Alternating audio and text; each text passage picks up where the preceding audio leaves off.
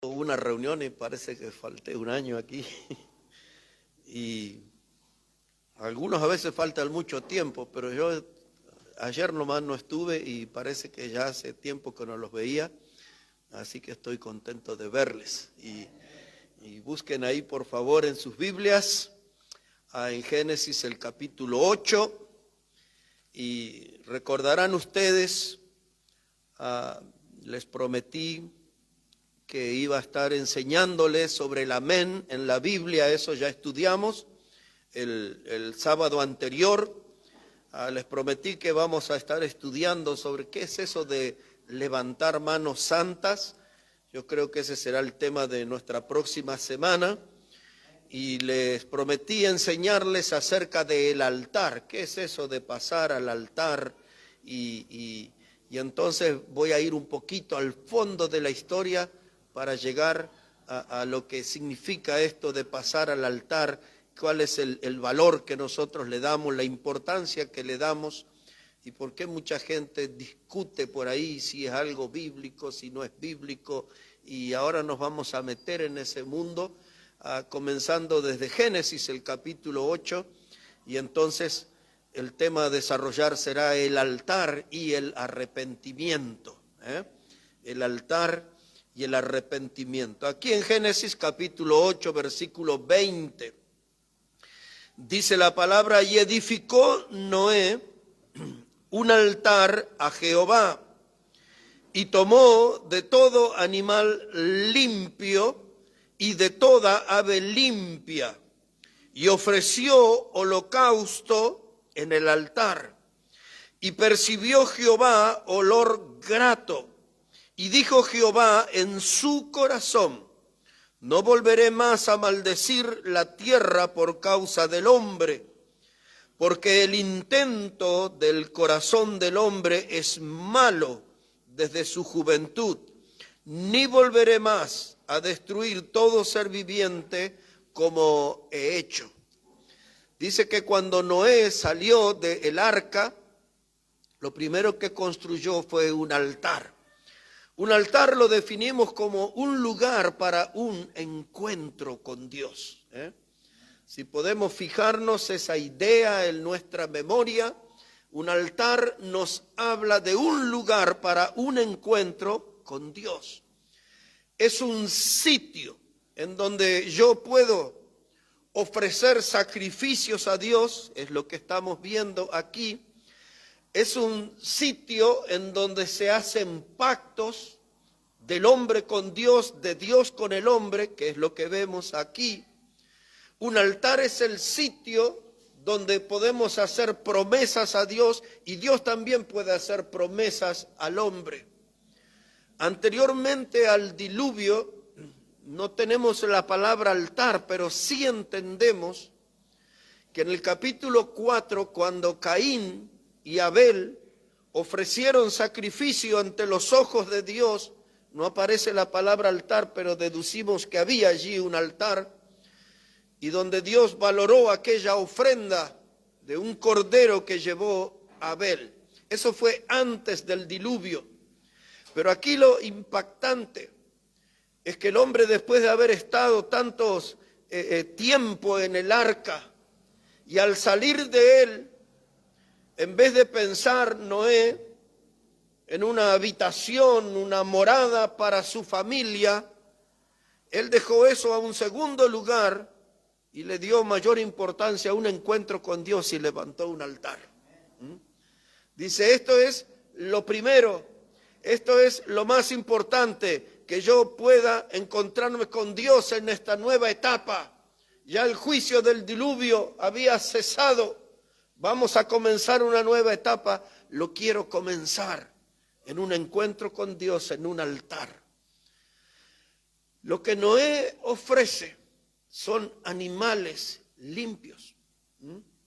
No tomó de los reptiles, de cosas inmundas. Él tomó de los animales limpios, que no eran muchas las parejas que había en el arca. De modo que vemos que lo que él ofreció en ese altar era algo costoso, era algo valioso, Y ese altar se volvió en un lugar de actividad espiritual. Esta es la segunda expresión que a mí me gustaría que ustedes pudieran retener, que un altar es un lugar de actividad espiritual. Primero les dije, el altar es un lugar de un encuentro con Dios. En segundo lugar, es un lugar de actividad espiritual. Por eso nosotros debemos tener nuestro altar, Tenemos que tener en nuestro lugar personal de encuentro con Dios, de actividad espiritual, pero el sacrificio que tenemos que ofrecer nosotros tiene que ser de gratitud a Jesucristo, que es nuestro Salvador. Noé agradeció a Dios por el arca, por el medio de salvación que Él ofreció. Ustedes y yo tenemos que agradecer a Dios por Jesucristo, porque Él es nuestro único Salvador. Un altar. ¿Cada cuánto agradecemos a Dios por eso? Es que quizás no tenemos ese altar, ese lugar para encontrarnos con Dios. Esto es lo primero que sucedió al terminar el diluvio. Un poquito más adelante, en capítulo 12 de Génesis.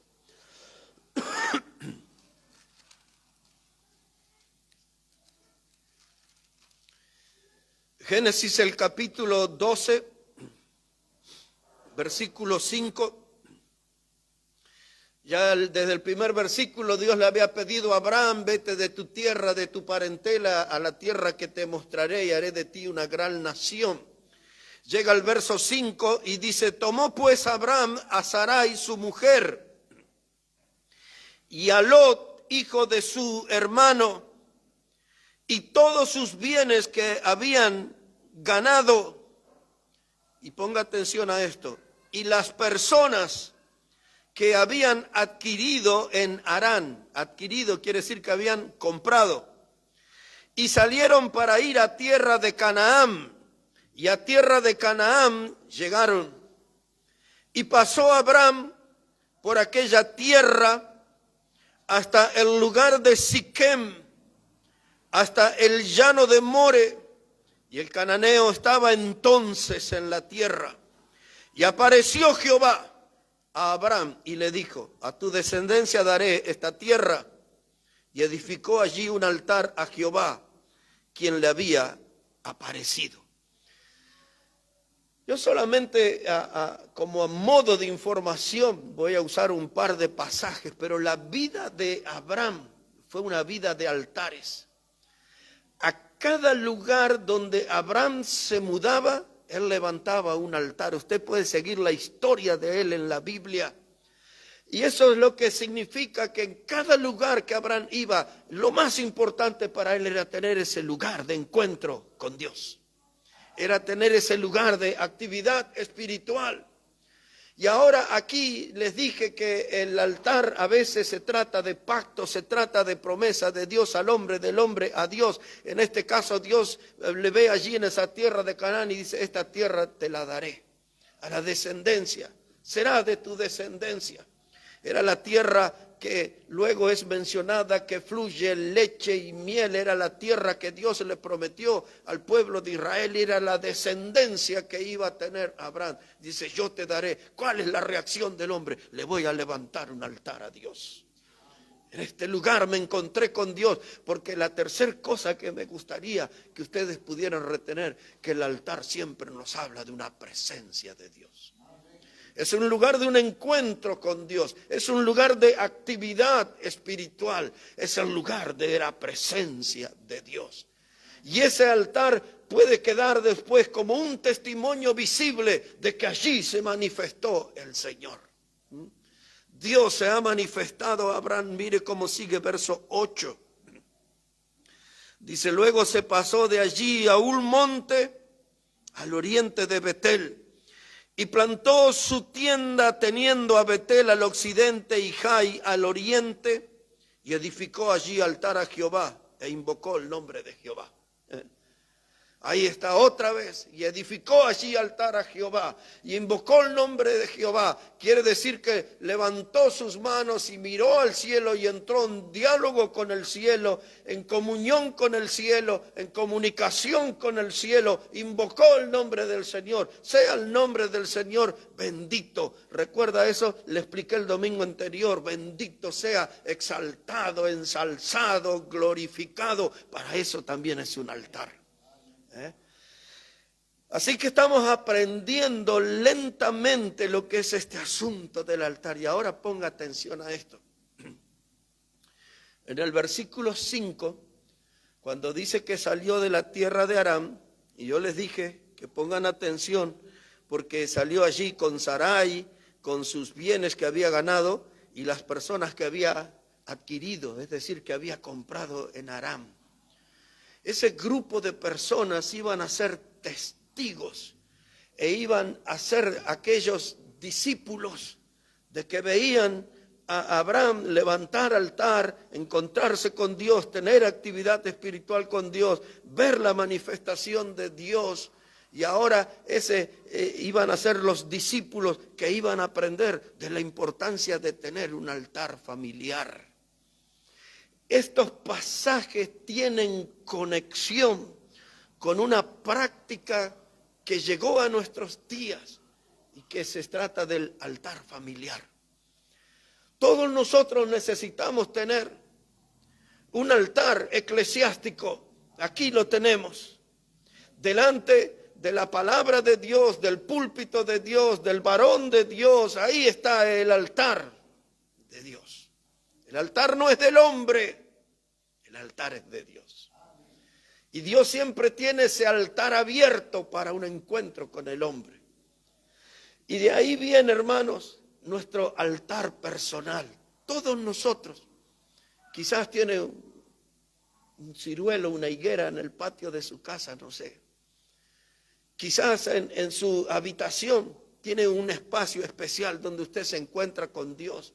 En la cocina, un lugar en el trabajo, en el momento de descanso, en la media hora de almuerzo o el tiempo que fuere, quizás usted tiene ese lugar donde puedo comer algo y puedo encontrarme con Dios. Todos tienen que tener un lugar de encuentro personal con el Señor. ¿Alguna idea sobre un altar familiar? Esto es una cosa bien difícil de hacer. Es fácil, pero es difícil de llevarlo a la práctica. Un padre de familia tiene que ser la cabeza del hogar, tiene que ser el guía espiritual de su familia. El padre es el que tiene que aprender delante de Dios a organizar un altar familiar. Tenemos hijos, pero tenemos un problema. Un hijo va al colegio a la mañana, el otro va al mediodía. El que va a la mañana ya a 6:30 ya tiene que estar arriba. El otro son las 10 y todavía está ahí, ¿no? Durmiendo. El padre va a trabajar a las 7 de la mañana. Pero la señora estuvo ahí trabajando y en sus actividades y ella no se levanta.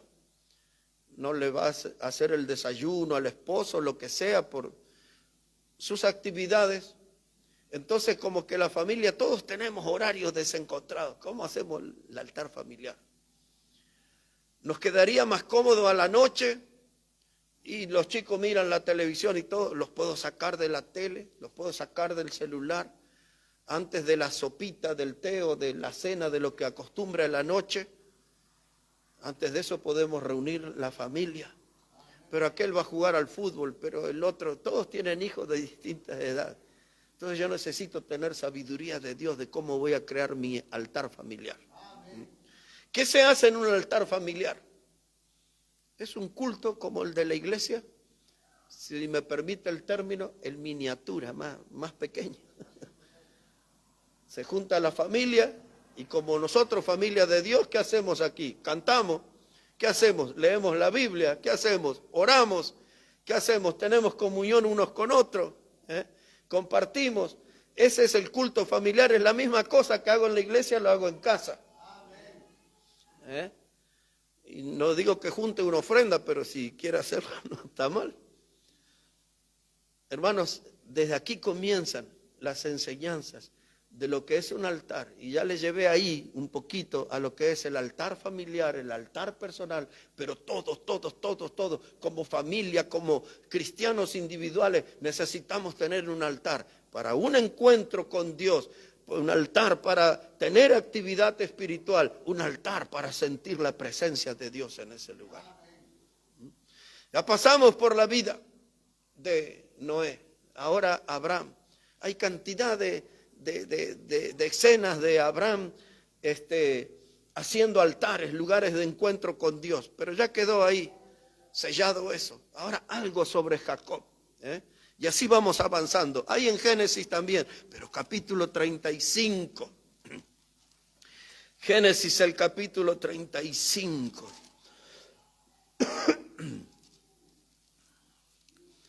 Génesis, el capítulo 35, versículo 1. Dice la palabra de Dios, dijo Dios a Jacob, levántate y sube a Betel y quédate allí.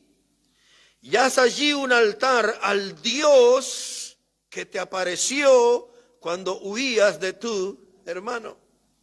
Un altar al Dios que te apareció. Ese altar me recuerda al Dios que se manifiesta, al Dios que es presente en mi vida, al Dios que es presente en mis actividades. Le levantó un altar allí en Betel. Usted ya sabe que Betel significa casa de Dios. Este mismo capítulo, dice la palabra de Dios, versículo 7, dice, y edificó allí un altar y llamó al lugar Betel, porque allí se le había aparecido Dios cuando huía de su hermano. El altar queda como un testimonio de que allí se manifestó Dios, de que allí Dios ha estado presente. Puede encontrar altar en la vida de Moisés y por gran parte del Antiguo Testamento. Pero en la línea que quiero ir transmitiéndole, porque es un tema demasiado amplio, hay dos clases de altares que se habla en el Antiguo Testamento. Estos altares estaban hechos en el tabernáculo. ¿Recuerdan aquella, digamos, como una tienda grande que el pueblo de Israel iba armando y desarmando en su andar por el desierto? Y allí tenía su lugar santo y tenía su lugar santísimo. Y estaba lo que en la Biblia se llama el altar del holocausto. También algunos le llaman el altar del sacrificio, es la misma cosa, pero aparece mucho esta expresión, el altar del holocausto. Ahora leeremos un par de textos nada más para tener información, porque ese altar tenía que estar construido con una medida determinada que Dios había dado, con materiales que Dios había dado, no podía ser usado otro material. Y el altar del holocausto era donde el sacerdote, entre otras cosas, podía ofrecer un animal en sacrificio para que el derramamiento de esa sangre cubriera el pecado del pueblo.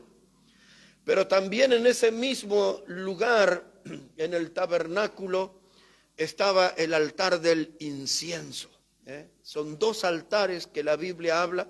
Yo solamente voy a leer uno o dos textos como a modo de información. Hay muchos textos, pero para que ustedes sepan de lo que es eso, porque necesito llegar al altar que quiero que aprendamos. Estoy haciendo un poco como la historia para que podamos entender por qué pasamos al altar en la casa del Señor. Entonces buscamos ahí en Éxodo, hermano, por favor, Éxodo capítulo 27, versículo 1 a 8, pero no voy a leer todo, solamente en ese tramo, habla del altar, del holocausto, de los materiales, de las medidas, tal como les he mencionado. Y dice la palabra de Dios ahí, Éxodo el capítulo 27, versículo 1, Dice, harás también un altar de madera de acacia de 5 codos de longitud y de 5 codos de anchura. Eso era como de 2,5 metros más o menos. Y será cuadrado el altar y su altura será de 3 codos. Cada codo son unos 45 centímetros, hermano, aproximadamente. Entonces aquí Dios establece el altar, después dice, le harás cuernos en sus 4 esquinas, los cuernos serán parte del mismo y los cubrirás de bronce y harás también sus calderos para recoger la ceniza y sus paletas y sus tazones. Bueno, Dios da todas las indicaciones. Ese era el altar del holocausto, el altar del sacrificio. Todos los días se tenía que sacrificar alguna clase de animal a favor del pueblo para que su pecado fuera cubierto. Cuando la Biblia habla de remisión de pecados. Pero cuando se ofreció en el altar de la cruz a Jesús como el Cordero de Dios, ese no cubría el pecado, dice la Biblia, quita el pecado. Quita el pecado. Ese fue el sacrificio definitivo. Después del sacrificio de Cristo en la cruz como el Cordero de Dios, no hubo más necesidad de hacer sacrificios. Pero dice ahí la palabra de Dios en Éxodo 38 también, un poquito más adelante. Éxodo 38, dice la palabra de Dios, versículo 1. Dice, igualmente hizo de madera de acacia el altar del holocausto. Su longitud de 5 codos, su anchura de otros 5 codos cuadrados y 3 codos de altura. Todo lo que leímos en el pasaje anterior. Ahora, ¿por qué dice el altar del holocausto? Porque el animal que era ofrecido allí en sacrificio a modo de ofrenda era después completamente consumido por el fuego. Y la palabra holocausto en la Biblia no tiene el sentido de la palabra holocausto que se usa desde el siglo pasado cuando se habla del holocausto nazi, por ejemplo, o el holocausto del pueblo armenio en el año 1917 aproximadamente.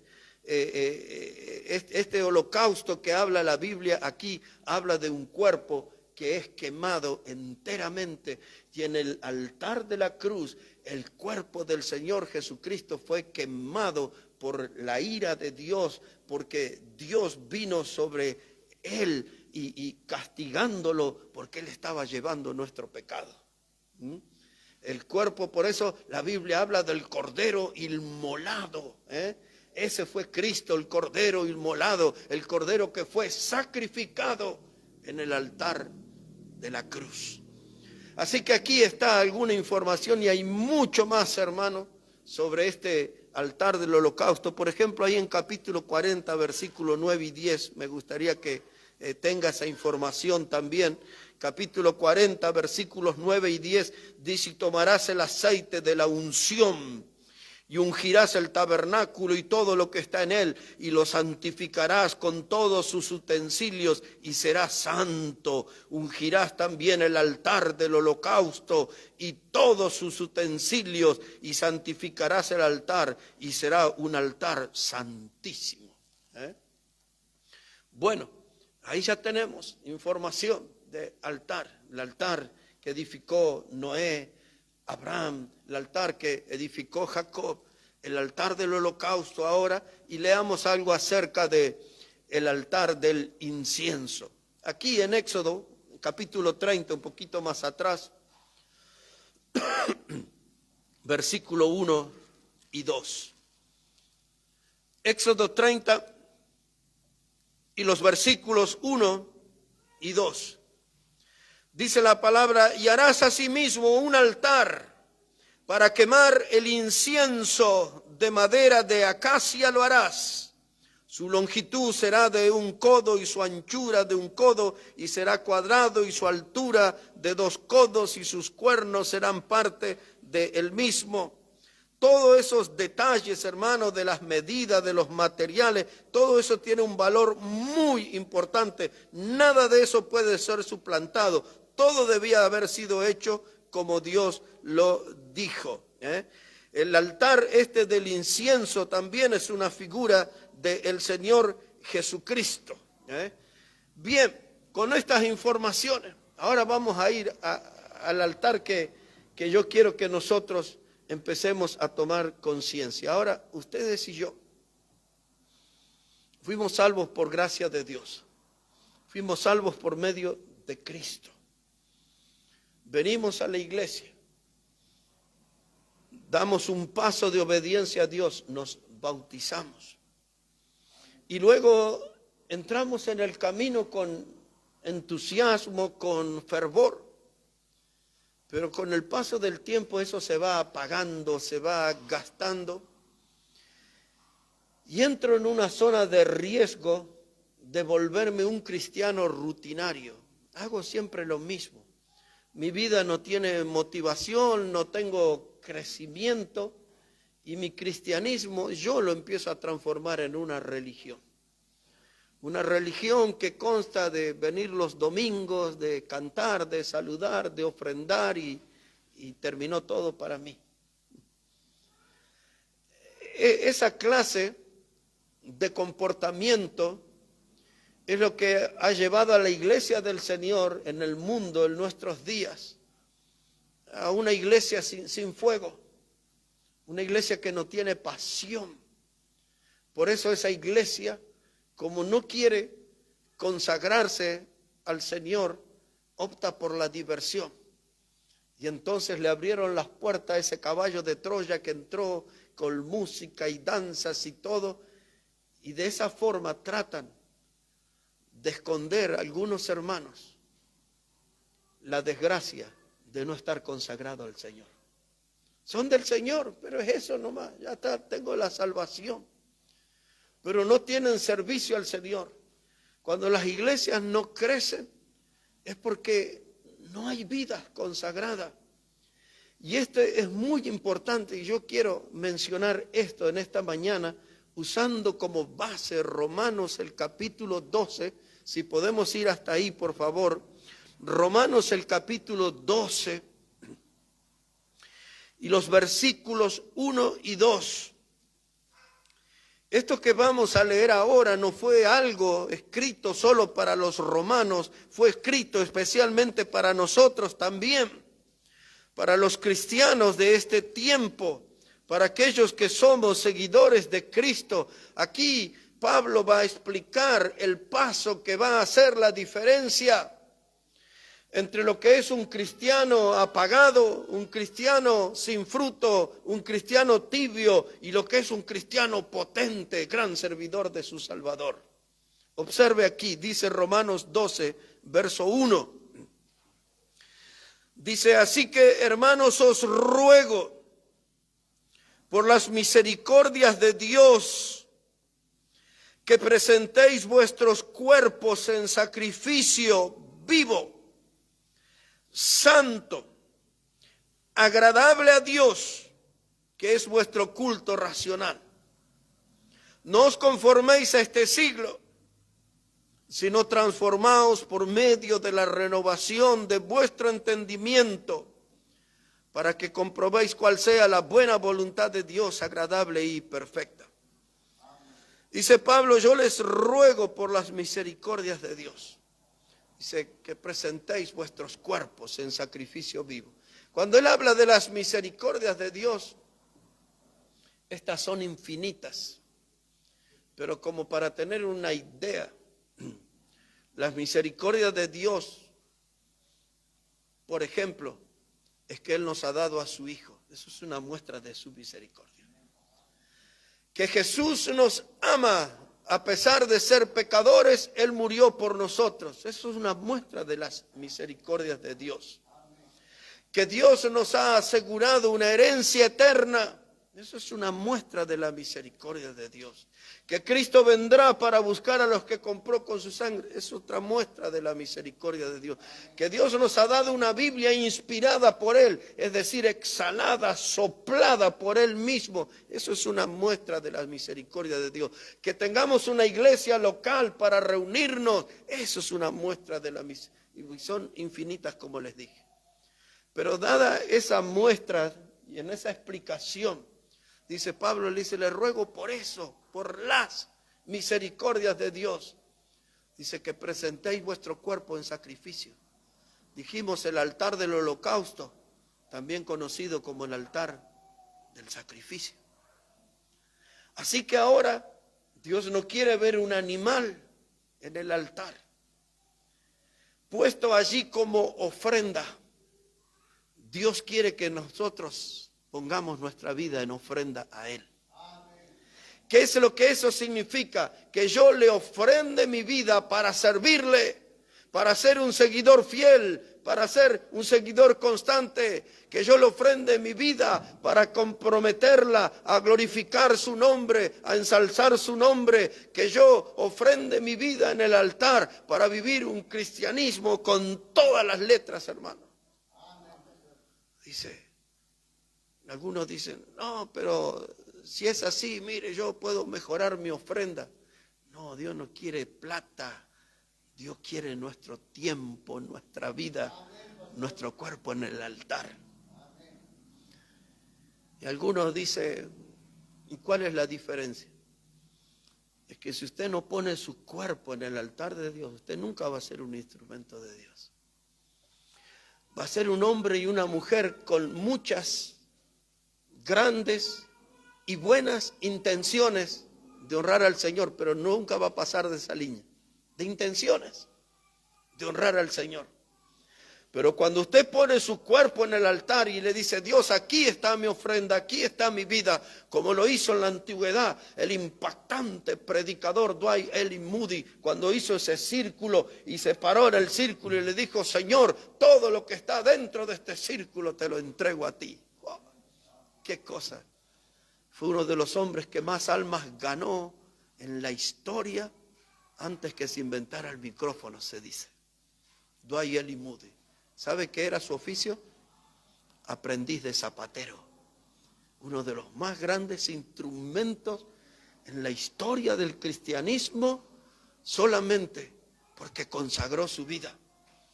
Si usted nunca da ese paso no lo tiene que hacer para impactar a los hermanos. Ese paso jamás lo haga para agradar al predicador. Ese paso hágalo cuando Dios toca su corazón. Dios entra con su palabra a la fibra más íntima de su vida. Cuando usted siente que el cimiento de su vida es sacudido y entonces Dios le llama a consagrarse, pasa al altar del sacrificio y entréguese enteramente al Señor. No tiene que salir a publicar después, ni hacer un pasacalle para ponerlo frente a su casa. Me consagré al Señor. Tiene que mostrarlo en su actividad espiritual, en su actividad cristiana. Que hubo un antes y un después en su vida de pasar su cuerpo por el altar del Señor. Y dice que el sacrificio es vivo. Porque una vez que nosotros nos morimos ya no vamos a poder hacer esas actividades. De reunirnos, de tener comunión, de predicar el evangelio con otras personas. Eso de pasar al altar se trata para este tiempo. Mientras estamos vivos, Dios está esperando ver nuestro cuerpo en el altar, entregándonos a Él. Es como dice uno de nuestros himnos, que necesito entregarme todo entero, alma, vida y corazón. No me quedo con nada para mí. Me entrego enteramente al Señor. Eso se llama consagración. Consagración es una rendición incondicional a Dios. Déjeme decir eso otra vez. Consagración es una rendición incondicional a Dios. Quiere decir que cuando yo voy con mi cuerpo al altar del Señor, no le pongo ninguna condición. No le digo, aquí está mi cuerpo, Señor, pero tienes que darme una linda casa. Aquí está mi cuerpo, Señor, me tienes que dar ahí un sueldo de 7 cifras. No, yo me entrego incondicionalmente, no le pongo ninguna condición a Dios, solo me entrego enteramente a Él. Mi experiencia fue una noche de febrero del año 1980. Unos cuantos de ustedes ni habían nacido todavía. Y este hombre, flaquito en aquel tiempo, son 18 años nada más. Y es importante que sepa la edad, porque algunos dicen, son muy jóvenes. Algunos padres dicen, son muy jóvenes mis hijos para que se consagren. Dios llamó hombres y mujeres que se han destacado escribiendo himnos, siendo grandes evangelistas. Los llamó a los 4 años, 5 años, 6 años y tenemos testimonios en cantidad. Y uno tiene que venir al Señor. Y aquello que yo hice en el altar era un fogón grande.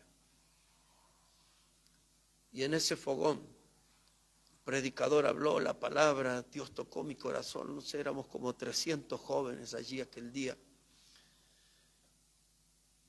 Y cuando el predicador llamó, yo sentí que Dios me estaba llamando a ser un predicador de su palabra. Yo no sabía cómo predicar. Déjeme que le hable un poquito del nivel de conocimiento bíblico que yo tenía en ese tiempo. Yo escuché en la clase del seminario allí, un profesor enseñaba el Evangelio de Mateo. Y él varias veces hablaba sobre el ladrón de la cruz y el ladrón de la cruz. Y algunos discutían si había sido salvo, si había ido al cielo y al paraíso y todo eso. Y yo todo lo que escuchaba era eso del ladrón de la cruz y no entendía de qué estaban hablando. 18 años, 6 meses de convertido tenía.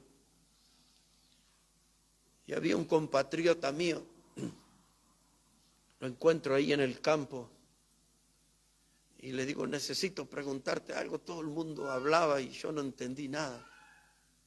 Le dije, ¿quién fue el que robó la cruz de Jesús? Y él me dice, ¿por qué? Porque todos hablaban del ladrón de la cruz, del ladrón de la cruz, y nadie dijo quién era. Dice, no, dice, el ladrón, y me explicó. Ese era mi nivel de conocimiento bíblico. Donde yo no sabía que 2 ladrones, un homicida, aparte había sido crucificado junto al Señor, y de eso estaban hablando. Yo pensé que alguien había robado la cruz. Y con ese nivel de conocimiento bíblico, Dios tocó mi corazón y me llamó para consagrar mi vida enteramente. Ahora, escuche esto. Cuando usted pone su vida en el altar, como dice Pablo, usted pierde el derecho de volver a recuperar su vida. Cuando usted pone su vida en el altar, esa vida es para ser usada siempre por Cristo. Por eso, como dice la Biblia, con Cristo estoy juntamente crucificado. Ya no vivo yo, ahora vive Cristo en mí. Este predicador que tiene delante suyo en esta mañana, ya hace más de 40 años no es de él, yo soy de Cristo. Ahora soy de Cristo, mío también es él. Puedo gozar de su amistad por la eternidad. Y algunos de ustedes dicen, yo ando indeciso. Soy un cristiano, pero no estoy satisfecho. Soy un cristiano, siento que algo me falta. Soy un cristiano, me falta coraje para ciertas cosas, me falta poder de determinación, de decisión.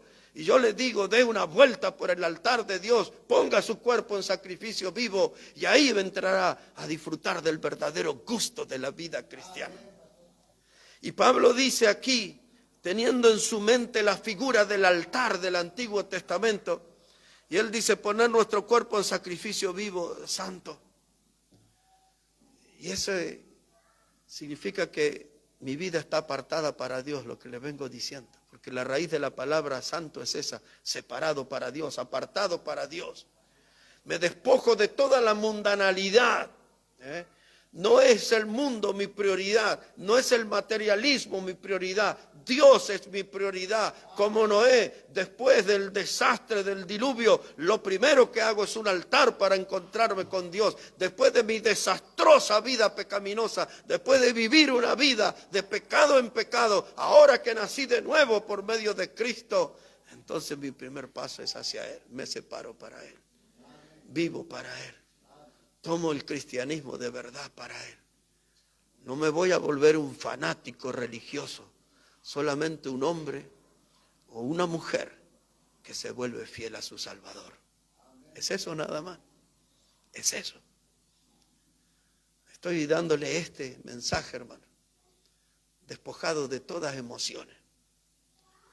Porque yo creo que algunos de ustedes necesitan llegar al altar de Dios y entregar su cuerpo definitivamente. Yo sé que son salvos, yo sé que tienen a Cristo como el Salvador, pero todavía Cristo no los tiene a ustedes en el altar del sacrificio. Algunos dicen, un poquito más del mundo, ya más adelante, me voy a entregar al Señor. No haga esa pérdida de tiempo. Todo el mundo, todo el mundo, hermano, está lleno de gente mala.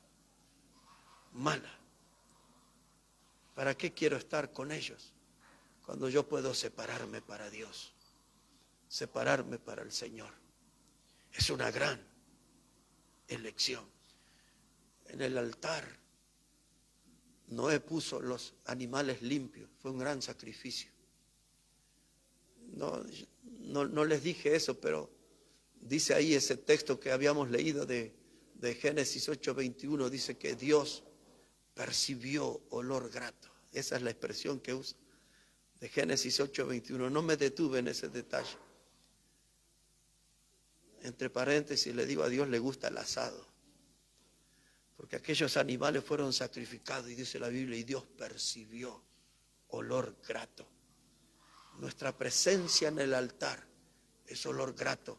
Lo que Noé sacrificó era valioso. Cuando Abraham llevó a su hijo Isaac al altar para sacrificarlo, él llevó lo más valioso. Cuando Dios nos ha dado a su hijo Jesucristo y lo llevó al altar de la cruz para ser sacrificado, Dios dio lo más valioso. Y yo puedo dar mi tiempo, porque mi vida se compone de tiempo. Le puedo dar lo más valioso que tengo a Dios en el altar. Y Pablo dice, presentad vuestros cuerpos en sacrificio vivo, santo, agradable. Porque si yo pongo mis pies como cuando ando tanteando si el agua está fría o caliente, así, no, yo tengo que entrar entero al altar. Y me entrego enteramente. La palabra holocausto, recuerde, era aquello que era consumido totalmente por el fuego. Yo quiero entrar al altar porque quiero ser lleno enteramente de Dios. Enteramente de Dios. No un cristiano de medias tintas, no un cristiano a media. Yo quiero ser cristiano entero para mi Salvador. Yo no quiero jugar con Él. Yo quiero ser un cristiano verdadero. Y ahora, en la parte final del mensaje, va a ir en dos direcciones. Dos direcciones. Hay una discusión histórica, inútil, de gente, principalmente predicadores, dicen, ¿es bíblico llamar al altar o no es bíblico llamar al altar? Muchos de ellos que tienen sus nombres con cierta fama, bien ganada por supuesto, su prestigio tienen, dicen, ir al altar no es algo bíblico. Y entonces muchos leen a esos escritores de la historia y algunos de nuestros días que son gente realmente muy que ha servido mucho a Dios y que tienen un gran prestigio, dicen todavía, no es bíblico ir al altar. Y algunos leen esos escritores y dicen, entonces yo nunca voy al altar. Y por otro lado están diciendo, en otras palabras, mi vida siempre ni fu ni fa, ahí no. Pero yo sé que lo que hace la diferencia es cuando uno va al altar y se entrega enteramente al Señor. ¿Cuál es el argumento? Porque una cosa es pasar al altar para creer en Cristo, esa es una dirección. Y la otra dirección, que es la que más practicamos los bautistas, es venir al altar para hacer pactos, promesas, para tener un encuentro con Dios.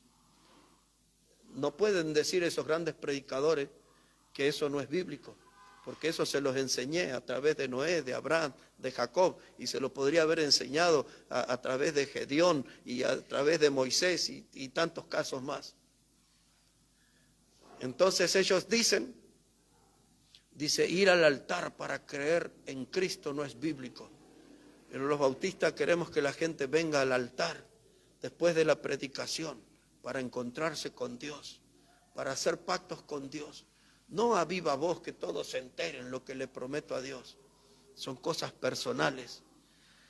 Noé tuvo un altar personal. Abraham tuvo su altar personal. Moisés tuvo su altar personal. Jacob tuvo... ¿Me están entendiendo, hermano? Usted viene al altar y ese solamente le corresponde a usted y a Dios. Y nadie tiene que meter las narices cuando usted está en el altar a solas con Dios.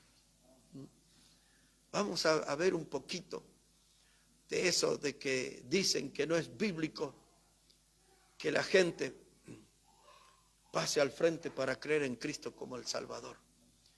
En un poquito más de 40 años de predicador que tengo, yo he hecho eso 2 veces, quizás 3, nunca pasé de esa línea. Nunca invité a la gente al altar. Una de las últimas veces, casi 20 años atrás, la gente sin que yo la llamara vino adelante a creer en Cristo. Entonces dicen estos, y usted lo que va a encontrar en los libros, dice, esto fue un invento de un hombre que se llamó Charles Finney. Charles Finney fue un hombre que nació en el año 1792, murió en el año 1875, como con 82 años tenía. Charles Finney fue un abogado, fue un escritor que un día le llamó la atención mientras estudiaba abogacía que se citaba mucho la ley de Moisés en las materias. Así que empezó a leer la palabra de Dios y se convirtió. Y él después de, no voy a contar toda su historia, pero él empezó a predicar la palabra. Y muchas de las cosas que lo acusan a él, yo nunca lo leí en sus libros y tengo varios de sus libros, unas cosas así son, como teología sistemática y otros. Yo nunca leí en sus libros las cosas que le acusan a él. A él le acusaban de apelar a las emociones de la gente, de contar historias dramáticas y todo eso, de desgastar el auditorio teniéndolos 3, 4 horas. Y los que lo critican, yo digo, menos mal que no estuvieron en Nehemías 8 cuando Esdras estuvo leyendo 6 horas la palabra, ¿no? Menos mal que no estuvieron el día que se cayó Eutico, aquel que se durmió escuchando a Pablo, que estuvo hablando toda la madrugada, 6 horas predicando. Y ellos lo acusan a ese hombre, eso no es bíblico, 3, 4 horas de predicación. Pero como sea, hermano, dicen que el hombre apelaba a las emociones de la gente y que la gente se emocionaba y entonces creían en Cristo o hacían una manifestación de creer en Cristo. Charles Finney fue el líder de lo que en la historia del cristianismo se conoció como el segundo despertar o el segundo avivamiento en la historia de los Estados Unidos. El primer despertar estuvo Jonathan Edwards, Jorge Whitefield y otros de aquel tiempo, pero la generación que siguió fue la de Finney. Y él encabezó ese despertar. Las estadísticas hablan de que él guió a Cristo más de 500,000 de personas. Sus críticos dicen que mandó más de 500.000 de personas al infierno. Finney invitaba a la gente al altar, los invitaba para creer en Jesús como el Salvador. Él predicaba la palabra, predicaba sobre la obra de Cristo en la cruz, predicaba el arrepentimiento, todo lo que la Biblia nos enseña, y hacía lo que se hace el llamado. Y entonces dice, venga aquí al frente a creer en Cristo. Otros de estos, como alguna vez usted quizás vio aquí, dice, si alguien ha creído en Jesús como el Salvador en esta reunión, levante su mano, quiero orar por usted. Eso es algo que quizás alguna vez sí hicimos eso. Dice, eso no es bíblico, eso no está en la Biblia. No se debe hacer, ese fue un invento de Finney. Y después dicen que Moody tomó esa forma. Como les dije, Moody fue uno de los más grandes ganadores de almas de la historia. Y para venir a alguien más reciente, quien hacía estas cosas era el predicador Billy Graham. Entre otros, muchísimos. Pero para darle a alguien de renombre que ustedes sepan que hacían esto. Entonces los críticos dicen, la gente es llamada al altar y todo eso son movidos emocionalmente, pero no son salvos porque la Biblia dice que no hay que ir al altar. Yo todavía no encontré el versículo que diga eso. Así que cuando ustedes leen, si encuentran el versículo, me lo pasan. Yo en 40 años nunca encontré un versículo que diga que no se puede creer en Jesucristo yendo al altar. Es más, ahora le voy a dar unos textos que hablan lo contrario de eso. Y entonces, hermano, ese tema de ir al altar se ha vuelto algo muy manoseado. Los que atacan principalmente eso no son los únicos, pero son los mayoritarios, son conocidos con el nombre de calvinistas. Pero uno de los principales calvinistas de nuestros días, estoy hablando uno de los 10 más renombrados calvinistas de nuestros días, él contó que un día estaba predicando en Alaska y llegó un hombre, dice, con el rostro como de la muerte, no sé qué, y se sentó ahí y él predicó la palabra y él tenía que predicar y volar, tomar un vuelo. Y después se acercó al hombre, para hacerle breve la historia, dice que se quedó más de un día leyendo Juan 3:16 con ese hombre, Juan 3:16, y después al segundo día o tercer día, no recuerdo exactamente, el hombre le dijo, hermano Paul, soy salvo. Yo eso nunca lo vi en la Biblia, no hay un antecedente. Los que critican a Finney creen que ese es el método, parece. Hermano, esto quiero dejar en claro para todos ustedes y los que nos escuchan a la distancia, porque muchos van a abrir sus ojos y sus orejas y dicen, ¿qué va a decir este hombre? La Biblia dice así, dice, el Espíritu Santo es el que convence de pecado, de justicia y de juicio. Nosotros predicamos que Jesús murió en la cruz, ocupando nuestro lugar. Predicamos que su sangre preciosa nos limpia de pecado. Predicamos que su sangre nos da vida eterna. Y ahora nosotros predicamos que para creer en Jesús como el Salvador tenemos que proceder al arrepentimiento de nuestros pecados. Y luego tenemos que decir que la forma de acercarse a Cristo es por medio de la fe. Por gracia sois salvos por medio de la fe. Y luego que explicamos todas estas cosas, el Espíritu Santo quebranta un corazón. Y el Espíritu Santo no es una obra de hombre, no es algo que consiste en la habilidad del predicador, es una obra divina, es una obra de Dios. El Espíritu Santo es el que convence al oyente que es un pecador y que necesita creer en Jesús como el Salvador. Y si el Espíritu Santo hace eso, y la persona que fue quebrantada por el Espíritu Santo o convencido, porque convence de pecado, justicia y juicio, viene al frente ¿Quién soy yo para ponerle límite al Espíritu Santo y decirle, Espíritu Divino, no puedes hacer eso porque no está escrito en la Biblia? Cuando Él es el autor. ¿Se dan cuenta del atrevimiento de algunos que quieren limitar la obra de Dios? Dice, eso no es bíblico, como diciendo el Espíritu Santo no puede hacer eso. ¿Cómo que no puede hacer? Él tiene todo el poder, porque el Espíritu Santo es la persona todopoderosa de Dios.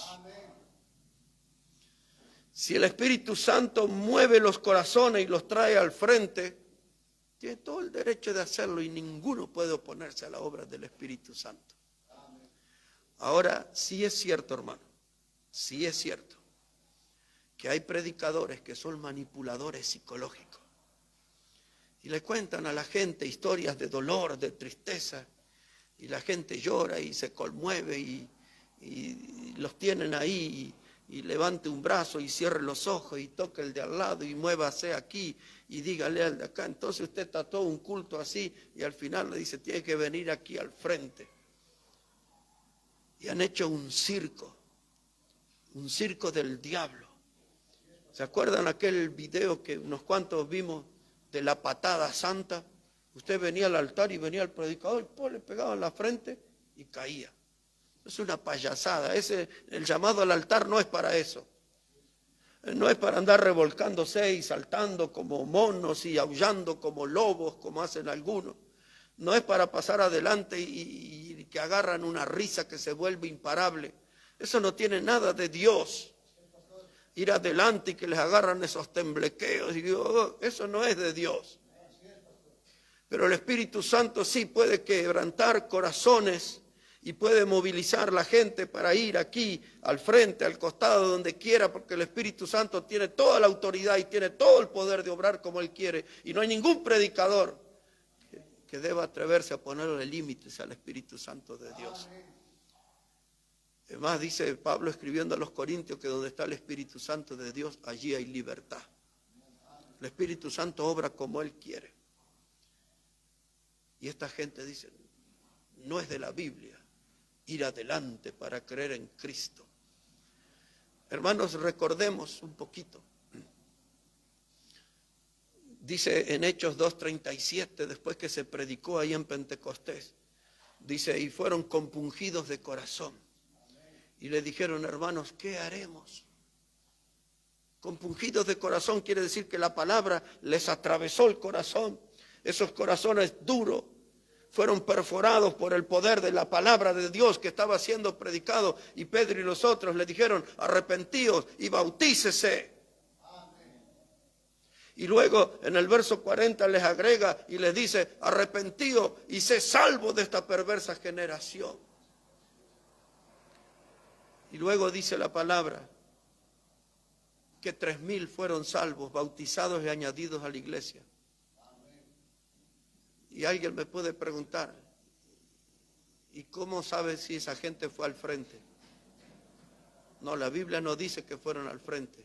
Ahora contésteme usted, ¿cómo sabe que fueron 3,000 los convertidos? ¿Que quedaron momificados así de pronto? Y alguien pasó a contar 1, 2, 3 y llegó a 3,000. ¿Cuál fue la reacción? ¿Cuál fue la manifestación de esa gente? Algo tuvieron que hacer para que se supieran que fueron 3,000 los salvos. Pero si yo le doy a esa gente el derecho de decir que no es bíblico ir al frente para creer en Cristo, le digo, tiene razón, no tengo un texto de la Biblia que diga que hay que ir al frente para creer en Cristo. ¿Me puede dar usted uno donde diga que está prohibido ir al frente para creer en Cristo? ¿Tiene un versículo? ¿Uno solo tiene para darme? No tiene. ¿Y entonces qué está discutiendo? Si el Espíritu de Dios lo quiere llevar al frente, al costado, si el Espíritu de Dios está obrando para traerlos al altar, déjelo que venga. Porque el altar no es del predicador, el altar es de Dios. El altar es de Dios. Y si Dios trae gente al altar, es porque Dios quiere encontrarse en ese lugar. Puedo decir muchas cosas, hermanos, sobre esto. No quiero aburrirlo, solo quiero que usted tenga claridad en su mente de que el Espíritu Santo de Dios obra como Él quiere. No tiene límite, tiene todo el poder. Hermanos, dice ahí en Hechos 3 y el verso 19, dice, arrepentíos y vendrán tiempos de refrigerio de la presencia de Dios. ¿Cómo se arrepiente uno en un culto? ¿Cómo sé que se arrepintió y creyó en Cristo? ¿Qué es lo que tengo que hacer? ¿No debe el predicador interrogar diciendo, hay alguien aquí que ha creído en Jesús al oír este mensaje, al oír del amor de Dios, al oír de la obra de Cristo, al oír que hay perdón pecados para usted? ¿Hay alguien aquí que ha procedido al arrepentimiento de sus pecados?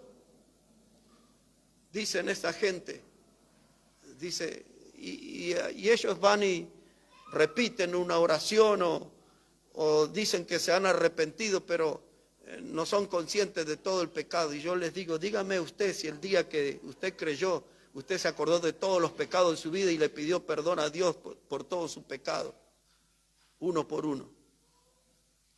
Hermano, hay gente complicada, ¿no? Qué bueno que la gracia de Dios es inmensa. Y la gracia de Dios nos perdona cuando yo me arrepiento, hermano.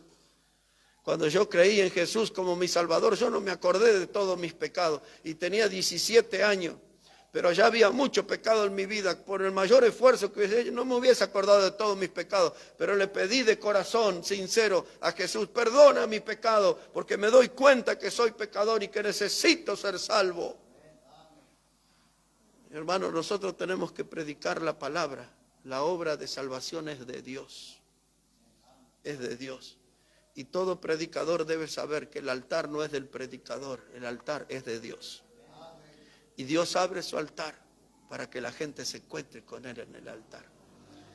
Esa es una dirección del tema. Hay muchísimo más, pero no quiero entrar en un terreno de aburrimiento. Quiero entrar en el terreno, un texto en Hechos, ese sí, y entro a la segunda dirección. Hechos capítulo 17. Hechos capítulo 17. Déjeme que le muestre eso. Hechos el capítulo 17, versículo 30. Hechos 17 y el versículo 30. Quiero que vea ese pasaje, hermano, qué importante que es. Hechos 17, 30. Ahí, hermano, lo que había sucedido. El apóstol Pablo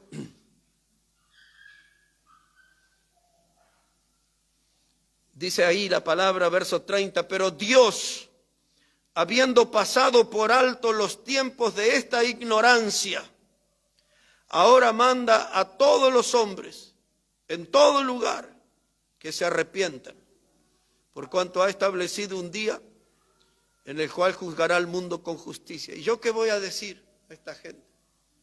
No, Señor, no puede ser en todo lugar, porque los calvinistas y estos otros dicen que en el altar no.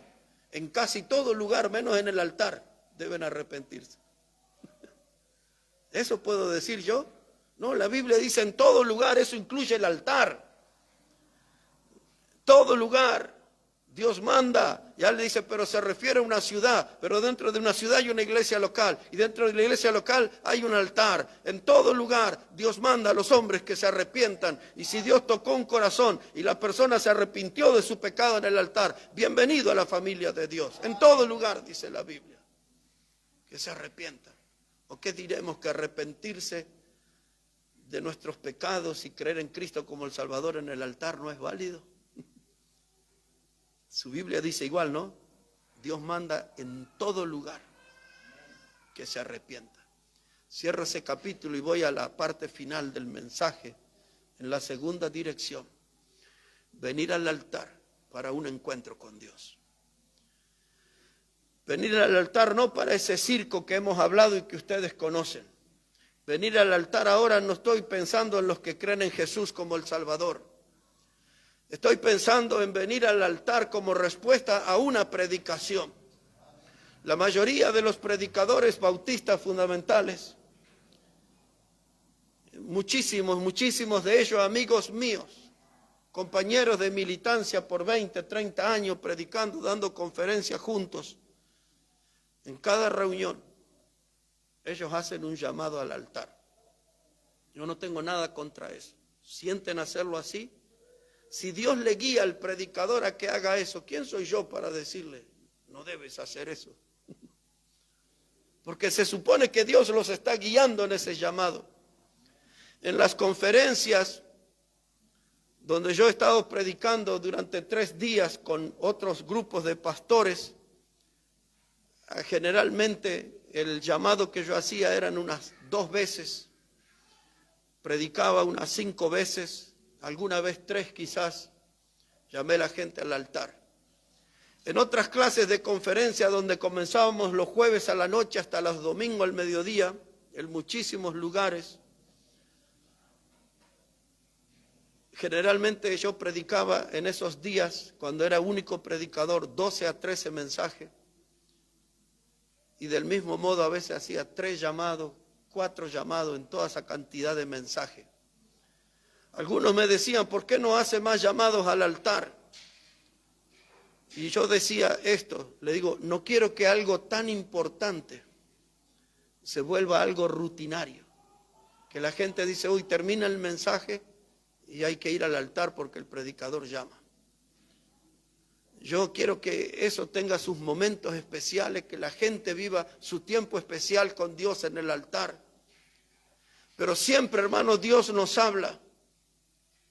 Y en la vida de nuestra iglesia, como me ha pasado muchas veces en mi actividad como predicador, muchas veces yo estoy predicando ya y la gente está viniendo al altar sin que nadie lo llame.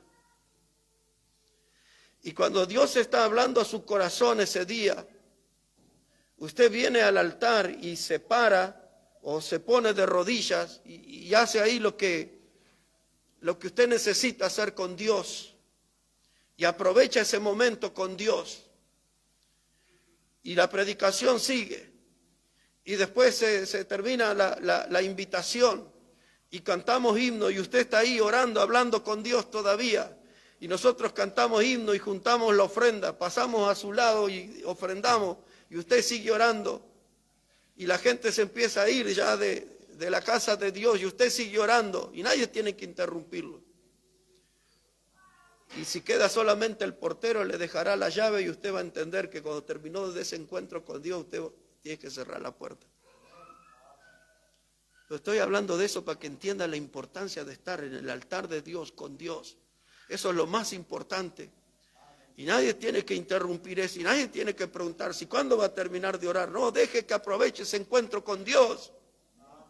Porque Dios le debe estar prometiendo cosas, porque ella debe estar haciendo algún pacto con Dios, debe estar haciendo algún renunciamiento de pecado, no sé, no me interesa, pero hay algo bueno está sucediendo, hay un encuentro entre un hermano, una hermana y nuestro Dios en el altar. Así que cuando la palabra toque su vida, usted no esté mirando ahí, me verán mal los hermanos si me levanto, si voy. Otro estará diciendo, ay, me gustaría que el predicador haga un llamado hoy y yo voy. Pero si es Dios el que le está hablando y Dios el que le está llevando adelante, usted venga, hermano. Porque ya todos conocemos el principio bíblico que en la casa del Señor todo debe hacerse decentemente y en orden. Usted no va a pasar seguramente gritando ahí, Dios me llamó ahí. Usted viene y se encuentra con Dios en el altar. En el año 2016, ya voy a terminar, hermano. En el año 2016, un gran amigo, ya tienes un poquito más de 75 años, estaba predicando en México estos días, pero él tiene su iglesia grande en Estados Unidos, California, y fue el hombre que me llevó por todos los Estados Unidos a mí. Habíamos pasado muchos años sin vernos. Y solamente le voy a decir esto de otra cosa. Yo mucho no lo veía porque había gente que me había dicho, mucha gente, dice, no, él no te quiere ver a vos porque dice que te juntás con unos predicadores que son locos y que te enloqueciste. Y un día me llaman de Santa Cruz de la Sierra en una conferencia de pastores y misioneros de Estados Unidos. Y dice, queremos que seas el predicador junto con tal. ¿Con quién? Con tal, pero ese no me quiere a mí, dice. ¿Cómo que no? Si es tu amigo y todo eso. No, si me han dicho que no, yo no quiero ser tropiezo, le dije al pastor. Pastora Dalí Pardo, le dije, no quiero ser tropiezo. Digo, llévenlo a él, aprovechenlo, yo iré en otro tiempo. Me dice, no, tienes que venir, que la gente te quiere y todo.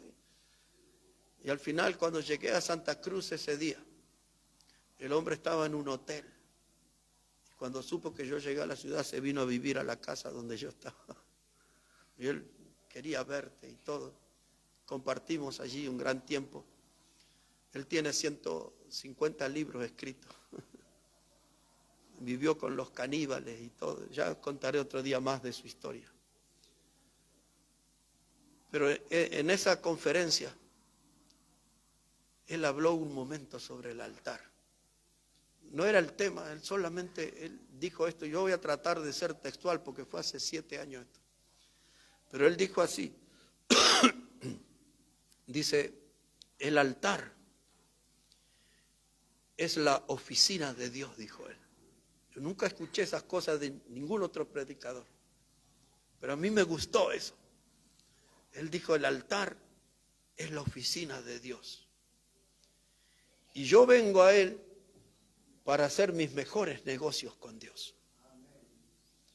Cuando se usa la palabra negocios, se está hablando de las mejores decisiones. Vengo a esa oficina para aprovechar las mejores oportunidades que Dios me da. Negocio, dijo él. Y ahí yo tengo que decidir con Dios. Es la oficina del Señor. Es el lugar donde yo no me puedo privar de llegar. Es el lugar donde Dios atiende. El altar es el lugar donde Dios más escucha. El altar es el lugar donde Dios más bendice. Hay mucha gente que no es bendecida porque no pasa al altar del Señor. El altar. Volviendo a los maestros del Antiguo Testamento. Noé, Abraham, Jacob. El altar es un lugar de un encuentro con Dios. Segunda lección que les dije, que recuerden, el altar es un lugar de actividad espiritual. Tercera lección que les dije, el altar es el lugar donde Dios se manifestó o se manifiesta. Quiero encontrarme con Dios, el altar.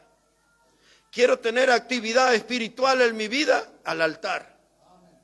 Quiero estar en el lugar donde Dios se manifiesta, donde hay testimonio de su presencia, al altar. Yo digo, hermano, cuando Dios habla a nuestros corazones en una predicación, vamos a quedar atornillados meditando en el asiento, o voy a ir al llamado de Dios y me meto en el altar. Me meto en la oficina del Señor y tomo decisiones delante de Él. No lo hacemos nosotros en todas las reuniones, pero cuando hay un llamado, yo tengo que ir al altar. Algunos dicen, pero si yo voy al altar, los otros hermanos van a pensar que yo estoy mal. Qué curioso, ¿no? Porque cuando la gente se queda en el asiento y no viene al altar, en mi caso yo pienso, esa gente está mal. En mi caso, cuando hay un llamado al altar y usted no viene, yo estoy pensando, usted que se quedó en el asiento, usted está mal con Dios. Porque si la palabra fue predicada,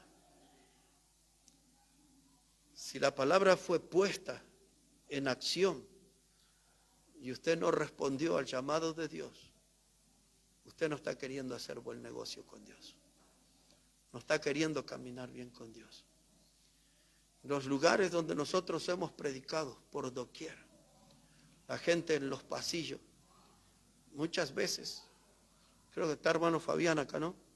Hermano Fabián, ¿cuántas veces habrás visto en Jujuy, en Tucumán, la gente invadiendo las plataformas porque no había lugar, buscando un sitio para estar con Dios? Y a veces eran cientos de personas. Y Y qué lindo era ver al pueblo de Dios. Y algunos no tenían oportunidad de llegar al altar, pero aún de rodillas allá en el fondo daban señal, esa palabra era para mí. Y allá en el fondo construyen su altar y se encuentran con Dios. Y Dios los bendice. Yo sé que muchos de ustedes nunca han oído a esos predicadores que dicen, no, es de la Biblia ir al altar.